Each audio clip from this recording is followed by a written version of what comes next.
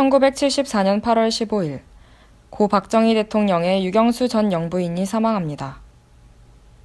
1975년 2월, 사이비 종교행각으로 전전하던 최태민 목사가 당시 영의 박근혜에게 접근하고 둘은 아주 가까운 사이가 됩니다. 이후 그의 딸 최순실이 박근혜의 옆을 지키게 되고 2013년 2월 25일, 그녀는 마침내 대한민국의 제18대 대통령이 됩니다.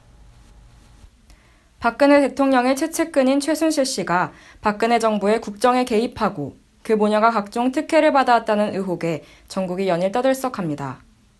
이른바 최순실 게이트라고 불리는 이번 사태는 사상 최악의 국정농단이라며 국민들의 거센 질타를 받고 있는데요. 우선 최순실 씨는 박근혜 대통령의 연설문과 국정보고서를 주기적으로 받아보고 이를 고치기까지 했다는 의혹을 받고 있습니다. 최순실 씨의 것으로 추정되는 태블릿 PC에서 이 같은 문서들이 발견되었기 때문인데요. 해당 문서에는 박근혜 대통령의 연설문부터 민감한 외교 사안을 담고 있는 국정보고서까지 포함되어 있는 것으로 알려져 논란은 가중되고 있습니다. 박근혜 대통령은 지난 25일 대국민 사과를 통해 이를 일부 시인했습니다. 최순실 씨의 전 남편 정윤회 씨는 지난 2014년 이미 한 차례 국정 개입 의혹으로 파문을 일으키기도 했습니다. 최순실 씨가 K스포츠 재단과 미르재단의 설립과 운영 비리를 주관했다는 논란도 일고 있는데요.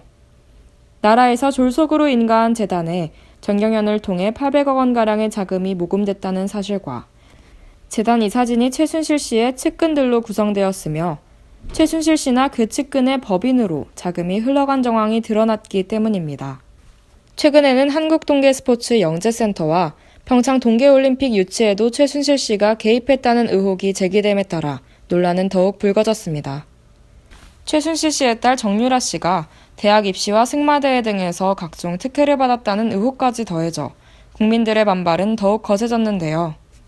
국민들의 신뢰를 저버린 이번 사태에 대한 저항의 움직임이 이어지고 있는 가운데 우리나라 대학생들 또한 이번 사건에 적극적으로 대응하는 모습을 보였습니다. 정유라 씨의 입시 비리 및 학점 수혜 논란과 관련해 총장 사퇴를 요구했던 이화여대는 대학교 시국선언의 첫 주자로 나섰는데요.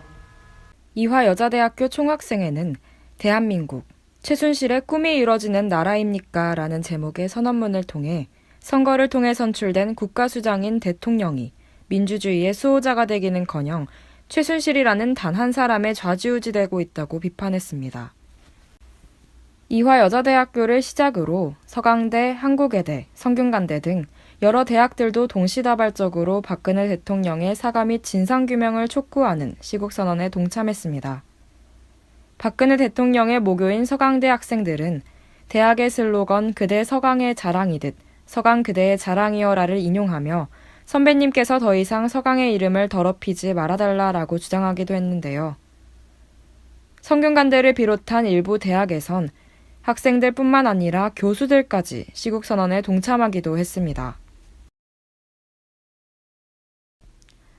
우리나라 대학생들은 시국선언 이외에 시위나 집회 등을 통해서도 이번 사태에 적극적으로 참여하고 있는데요.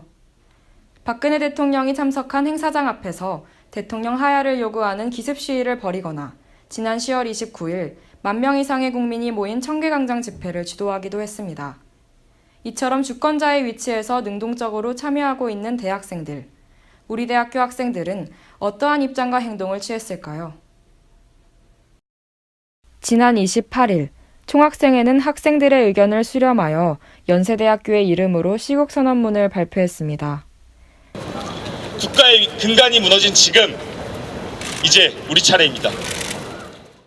중앙운영위원회 위원들의 발언을 시작으로 현장에 있는 연세인들과 함께 구호를 외치며 성역 없는 수사와 철저한 진상규명을 요구하는 시국선언을 진행한 것인데요.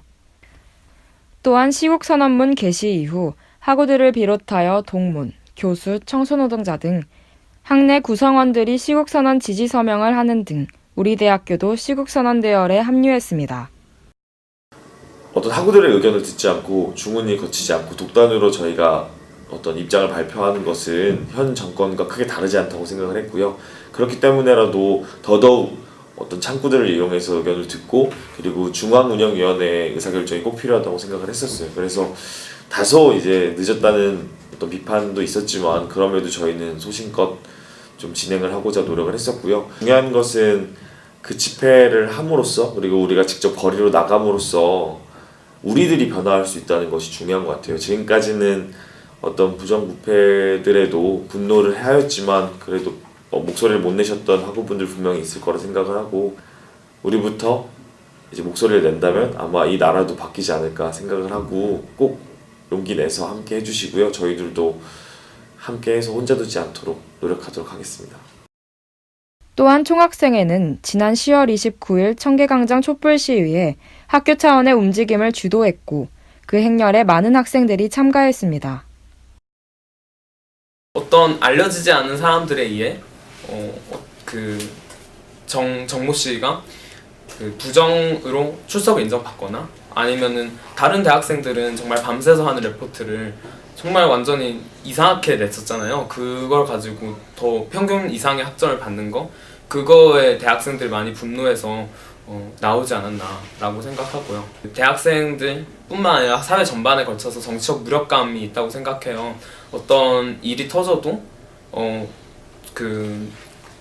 어떤 직접적인 행동을 하기보다는 그냥 몇 마디 욕만 하고 그냥 다시 수면 아래로 가라앉는 그런 상황이 정말 많았었는데 이번 시위를 계기로 좀 더 대학생뿐만 아니라 시민 모두가 자신들이 주권자라는 걸 좀 인식해서 좀 더 정치적 상황에 대해서 관심을 갖고 정치적 문제가 생기면은 바꿔나갈 수 있다는 좀 자신감을 가졌으면 좋겠어요.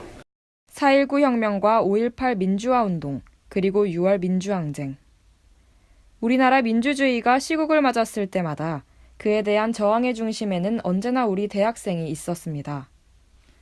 우리의 대학생들은 지성인으로서 혹은 다가오는 기성세대로서 더 나은 미래를 위해 불의에 맞서왔습니다. 이번 국기문란 사태에도 대학생들은 마땅히 그 역할을 수행하고 있습니다. 국가의 근간이 파괴되었다. 우리는 우리의 분노와 절망의 목소리가 흐트러지지 않고 시대의 흐름이 될 수 있도록 단호히 선언한다. 시국선언을 통해 그리고 집회와 시위를 통해 우리는 모두 한 목소리를 내고 있었습니다. 각자의 위치에서 그리고 모두가 한 곳에서 같은 마음을 가지고 있었기 때문이죠. 주권자로서 부끄럽지 않을 역사를 남기기 위해 목소리를 내는 대학생들. 저희 연세교육방송국은 그런 연세인의 목소리에 언제나 귀 기울이겠습니다. 지금까지 진행해준 아나운서 박혜빈이었습니다.